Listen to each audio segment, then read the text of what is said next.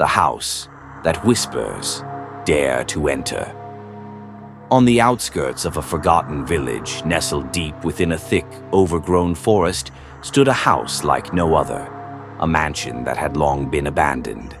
Locals called it the House That Whispers, a place no one dared approach after dusk. It wasn't just the decaying structure or its eerie silence that kept people away. It was the whispers. Soft, unintelligible murmurs carried by the wind could be heard coming from the house at night.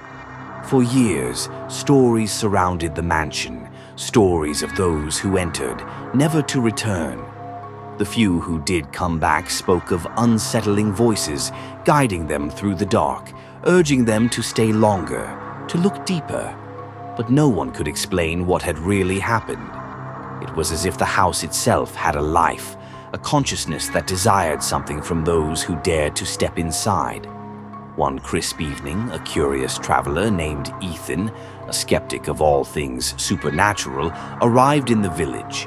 He had heard the rumors, of course, but he wasn't one to be easily spooked.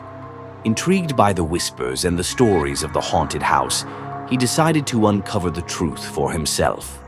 As he stood before the mansion, the wind seemed to pick up, carrying with it a soft, distant voice.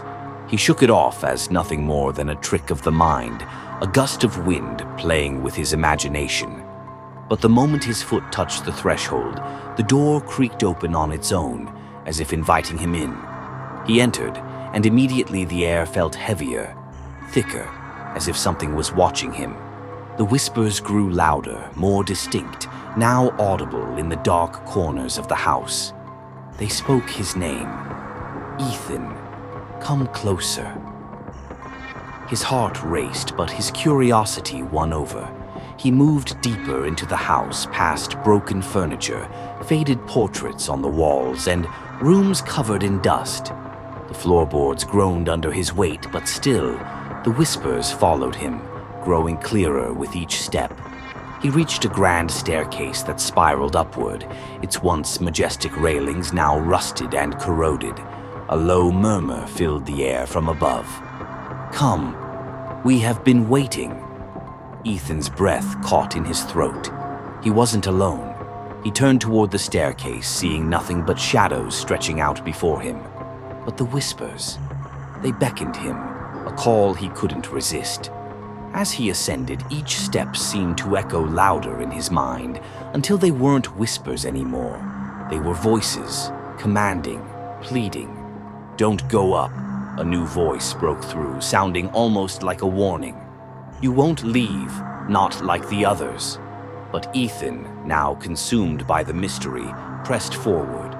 At the top of the stairs, he found a door, half open, with a faint glow spilling from within. The whispers were deafening now, all around him, in his ears, inside his head. He pushed the door open. Inside, the room was dim, lit only by the glow of an old chandelier hanging from the ceiling. In the center of the room stood a large mirror, covered in cracks, its surface reflecting nothing but darkness. And then, from the mirror, came a voice. Not from the whispers, but from a figure that slowly began to materialize within it. A woman. Her face was gaunt, her eyes hollow, yet somehow familiar. "Ethan," she whispered, "we have been waiting for you. You see, the house calls to those who are lost, and now you are one of us." Before he could react, the air around him grew cold. The whispers turned into laughter, hollow, dark laughter that echoed through every corner of the mansion. The woman in the mirror stepped closer, her smile widening.